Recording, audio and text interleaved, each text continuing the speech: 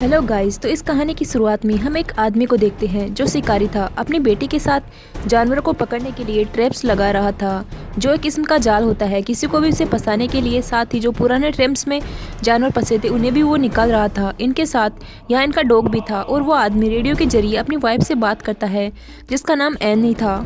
तो उसे टाउन जाकर कुछ जरूरी सामान लाने को कहता है। अब ये 3 लोग थे इस फैमिली में जो शहर से दूर यहाँ जंगल में रहते थे। इनका गुजारा जानवरों की खाल को बेचकर होता था जिन्हें ये अपने ट्रैप्स से में पकड़ा करते थे। उनका गोश्त पकाकर ये खा लेते थे और खाल को बेच दिया करते थे।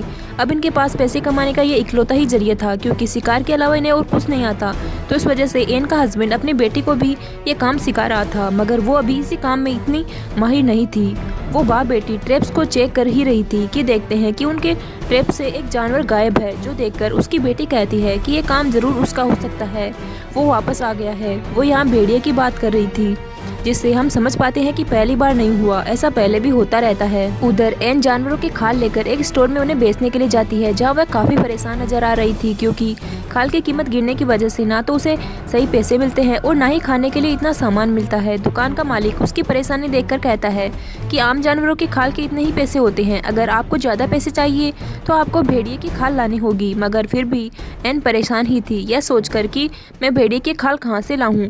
वो वहाँ पर लगे पोस्टर्स को भी बड़ी गौर से देख रही थी जो किराए के घर की थी और अच्छी जॉब की। उसकी शक्ल देखने से लग रहा था कि वो घर भी लेना चाहती है और अच्छी जॉब भी करना चाहती है, मगर किसी वजह से नहीं कर सकती। उसे शिकार करना भी नहीं पसंद। वो भी यही चाहती है कि हम जंगल की बजाय टाउन में रहे और मैं अपनी बेटी को अच्छे स्कूल में भेज सकूं, मगर क्योंकि उनके पास इतने पैसे नहीं थे इसलिए वो घर वापस आ जाती है। घर पर एन का हस्बैंड अपनी बेटी को खाल निकालना सिखा रहा था जबकि एन सबके लिए खाना बना रही थी। रात को खाने के वक्त भी सबका मूड खराब था क्योंकि पैसे ना होने की वजह से खाने को ठीक से कुछ था ही नहीं। और जब एन की बेटी यह बताती है कि हमारा शिकार क्या जानवर भेड़िया ले गया, तो ये सुनकर एन को अपने हस्बैंड पर काफ़ी गुस्सा आने लगता है क्योंकि उसने एन को ये बात नहीं बताई थी। वो अपने हस्बैंड को कहती है कि इस भेड़िए का कुछ करे वरना हम भूखे मर जाएंगे। फिर अपनी बेटी को अंदर भेजकर एन दोबारा से अपने हस्बैंड से बहस करने लगती है। उसका हस्बैंड कहता है कि भेड़िए लड़कियों को शौक से खाना पसंद करते हैं, तो जरूर वो या तो किसी लड़की को देखकर या फिर किसी जानवर को देखकर आया होगा। मगर एन कहती है कि मेरे हिसाब से वो हम लोगों यानी हमारी फैमिली की वजह से यहाँ आया है। उसे पता है यहाँ फंसा फंसाया शिकार मिल जाएगा और मेहनत भी नहीं करनी पड़ेगी। आगे वो कहती है कि मैं पुलिस स्टेशन जाकर उसकी रिपोर्ट करना चाहती हूँ, मगर उसका हस्बैंड मना कर देता है, ये कहते हुए कि नहीं तुम फिक्र मत करो, कल सुबह मैं खुद ही उसे पकड़ लूंगा। मगर ये सिर्फ इकलौती टेंशन नहीं थी।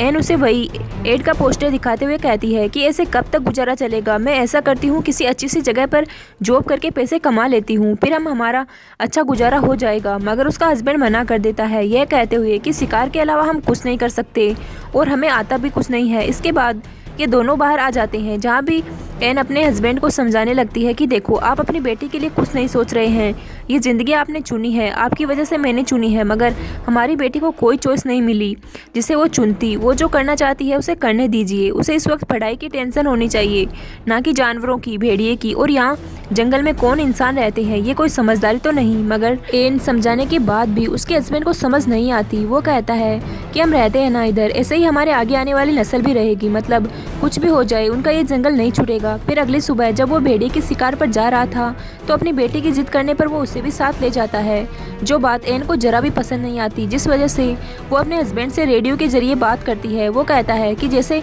मुझे भेड़िए की होने का एहसास हुआ, शिकार की नौबत आई तो मैं इसे वापस भेज दूंगा, जो बहुत जल्द आ भी जाता है क्योंकि उसे भेड़ियों के पैरों के निशान देख गए थे। वह समझ गया था कि जरूर वो आसपास ही है, इसलिए सारी बात समझाकर वो अपनी बेटी को वापस भेज देता है। साथ ही ये भी कहता है कि खुद मैं रात तक आऊँगा, जिसके बाद उसकी बेटी वापस आने लगती है। हालांकि उसके डैड ने कहा था कि डरना नहीं, घबराना नहीं, मगर जंगल से इतनी खतरनाक आवाज़ें आ रही थी कि उसकी हालत खराब हो जाती है। उधर एन का भी यही हाल था। नदी से पानी लाते हुए जब वो वापस आ रही थी तो उसे ऐसा लग रहा था जैसे कोई मेरा पीछा कर रहा है, इसलिए वो भी घबराई हुई थी और बिल्कुल ऐसा ही उसकी बेटी के साथ भी हो रहा था। जिसके बाद एन तो जैसे तैसे घर आ जाती है, मगर उसकी बेटी नहीं आ पाती। वो वहीं पर डर कर बैठ जाती है।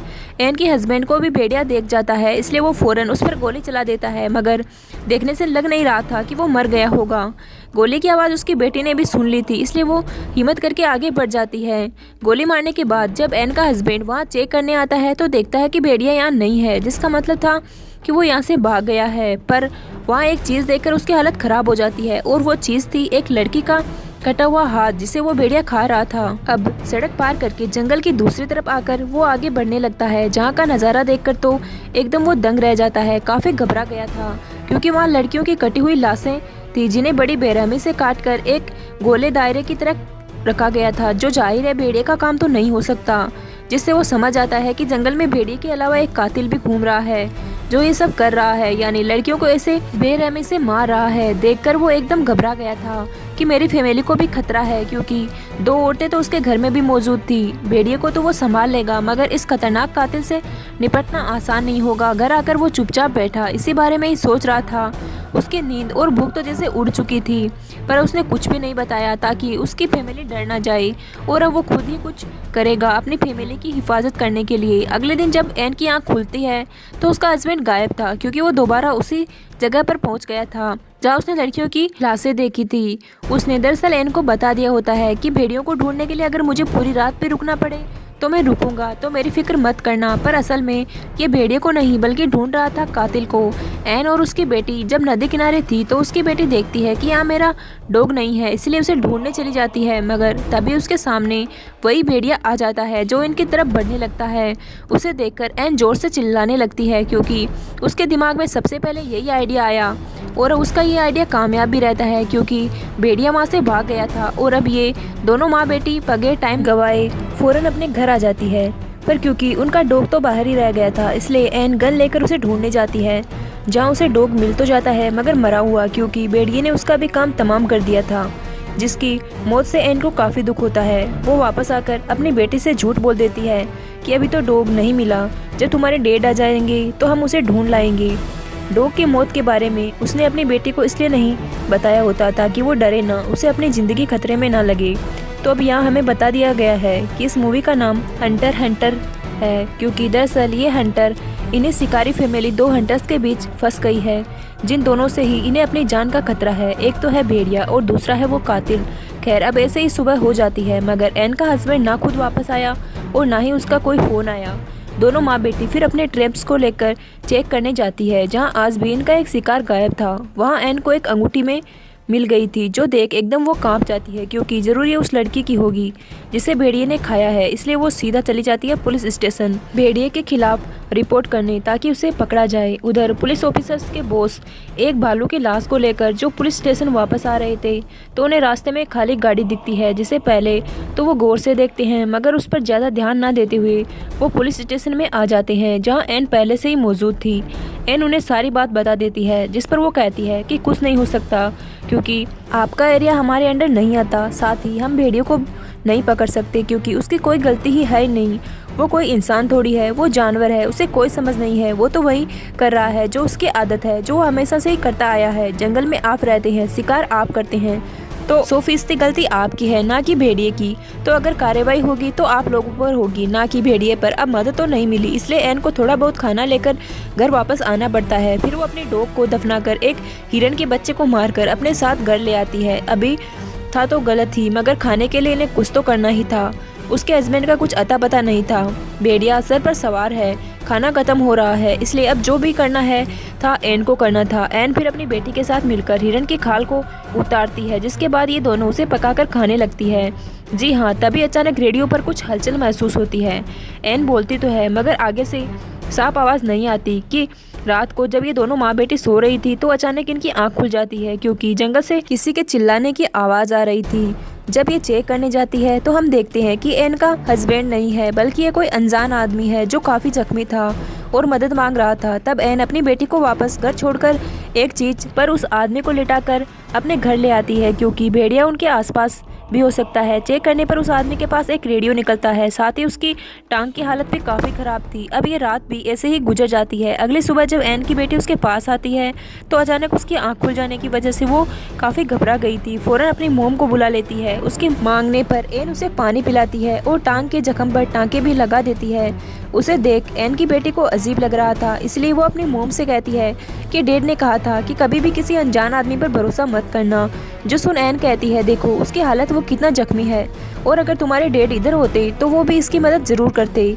उधर बॉस दोबारा से पुलिस स्टेशन आ रहा था तो उसे वो गाड़ी फिर से वही खड़ी हुई दिखती है, जिससे वो समझ गया था कि पिछले 2 दिन से ये गाड़ी इधर ही खड़ी है। वो अपनी गाड़ी से उतरकर आसपास देखने लगता है और जब उसे कोई भी दिखाई नहीं देता तो उस गाड़ी का नंबर ही नोट कर लेता है। फिर वह जवान आदमी जागता है तो अपना नाम बताता है कि मेरा नाम लू है।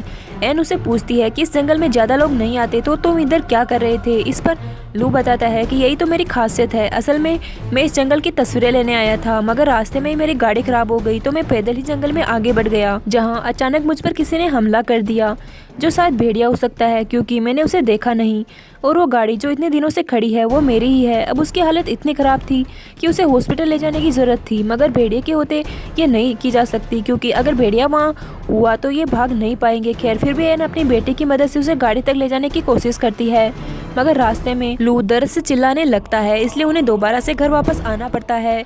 दोनों माँ बेटी ने अब जहर लगे गोश्त के टुकड़े वहाँ फेंक दी थी, सादे ट्रैप लगाकर वहाँ आग भी जला दी थी ताकि ये लोग उस भेड़िए से बच सके। उधर बॉस गहरी सोच में पड़ा हुआ था क्योंकि पिछले काफ़ी वक्त से लगातार लोग गायब हो रहे हैं, खास तौर पर लड़कियाँ, जो सिलसिला अभी भी जारी है। अब हालांकि उसकी ड्यूटी खत्म होने में सिर्फ 1 ही घंटा रह गया था, मगर फिर भी वो उस गाड़ी को चेक करने जाता है, जो उसकी सबसे बड़ी गलती थी। वो निशानों का पीछा करते आगे बढ़ ही रहा था कि तभी उसका पैर एक ट्रैप में फंस जाता है। वो उसे छुड़ाने के लिए जैसे थोड़ा हिलता है तो हाथ भी फंस गया था, जिससे जाहिर है ये अब यहाँ फंस चुका है, कहीं भी नहीं जा सकता, और ये ट्रैप जरूर एन ने लगाए होंगे कातिल को पकड़ने के लिए, मगर यह बेचारा इसमें फंस गया। उधर गन लेकर एन पूरी तरीके से चौकन्ना खड़ी थी, मगर पूरी रात बीत जाने के बाद भी उसका हस्बैंड घर वापस नहीं आया और ना ही भेड़िया। पुलिस स्टेशन में जब एक ऑफिसर आती है तो वो उसकी वाइफ का वॉइस मैसेज सुनती है, जिसमें वो कह रही थी कि बॉस कल रात घर वापस नहीं आए। अब ये ऑफिसर रेडियो के जरिए उनसे बात करने की कोशिश करती है, मगर वो कोई जवाब नहीं देती, इसलिए अब वो भी उस जगह के लिए निकल जाती है। उधर एन को भी अपने हस्बैंड की फिक्र होने लगी थी, इसलिए वो नक्शा लेकर अपने हस्बैंड को ढूंढने के लिए निकल जाती है। उसे एक ट्रैप में खरगोश फंसा मिलता है, इसे ना चाहते हुए भी इसे मारना ही पड़ता है। ऐसा करके वो काफ़ी दुखी हो गई थी क्योंकि ये इसका काम नहीं था। अब तभी रेडियो में हलचल होने लगती है, इसलिए वो दोबारा से आगे बढ़ने लगती है, जहाँ जाकर तो उसके होश ही उड़ जाते हैं क्योंकि वहाँ पड़ी थी उसके हस्बैंड की लाश। उसे ऐसे मरा हुआ देखकर वो काफ़ी टूट जाती है और फूट फूट कर रोने लगती है, और अब जाकर उसे सारी बात समझ आती है। उसे हस्बैंड को भेड़िए ने नहीं बल्कि मारा है लू ने, क्योंकि वही वो कातिल है जिसने बाकी लड़कियों को भी मारा था।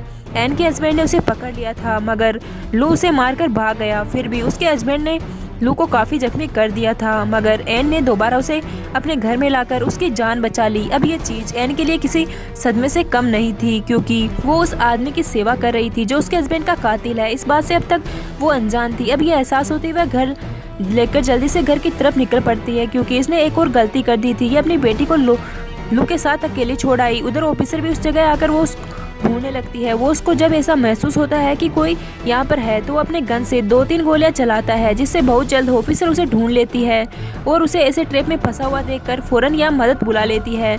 एन बड़े ध्यान से घर के अंदर जाती है, देखती है कि उसकी बेटी बिल्कुल ठीक है और बड़े आराम से सो रही है, मगर यहाँ वो कातिल नहीं था क्योंकि वो तो छुपा हुआ था दरवाजे के पीछे। फौरन ही वो एन पर हमला कर देता है, जिसके जोर जबरदस्ती में ही एन की गन से गोली चल जाती है। जो आवाज़ सुनकर उसकी बेटे की आंख खुल गई थी वो यहाँ आकर देखती है, मगर कोई फ़ायदा नहीं होता क्योंकि तब तक एन को लू ने मारकर बेहोश कर दिया था। जंगल में पुलिस भी आ गई थी, मगर इससे पहले वो बॉस को ट्रैप से आज़ाद करते बॉस अपना दम तोड़ देता है। अब इन्हें आँख उनके निशान देखते हैं, जो देखकर सारे पुलिस ऑफिसर्स जंगल में आगे बढ़ते हैं। एन को जब होश आता है तो लो से ट्रक की चाबी मांगता है, जिस पर वो कहती है कि एक शर्त पर, पहले बताओ कि मेरी बेटी कहाँ है। इस बात का तो वो कोई जवाब नहीं देता, मगर कहता है कि ऐसा कभी भी ना होता अगर तुम्हारा हस्बैंड अपने काम से काम रखता और बीच में ना आता। अपना राज छुपाने के लिए पहले तुम्हारे हस्बैंड को मारा और अब मैं तुम्हें भी मार दूंगा। जिसके बाद वो अपना सारा सामान जलाकर एन के पास आकर उसे बदतमीजी करने लगता है, मगर एन मौका देखकर एक ट्रैप में उसका मुंह फंसा देती है और बाद में खुद को आज़ाद करके एक चीज़ से उस पर हमला करके उसे बेहोश कर देती है।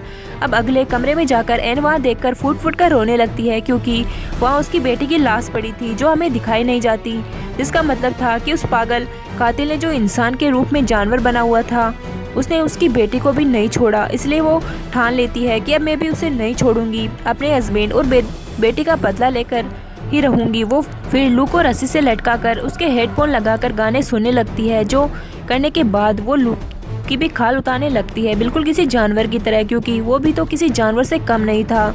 कुछ ही देर में वो उसके पूरे ही जिस्म की खाल उतार देती है और आखिर में चेहरे की भी, जिससे उसका बहुत सारा खून बहने लगता है।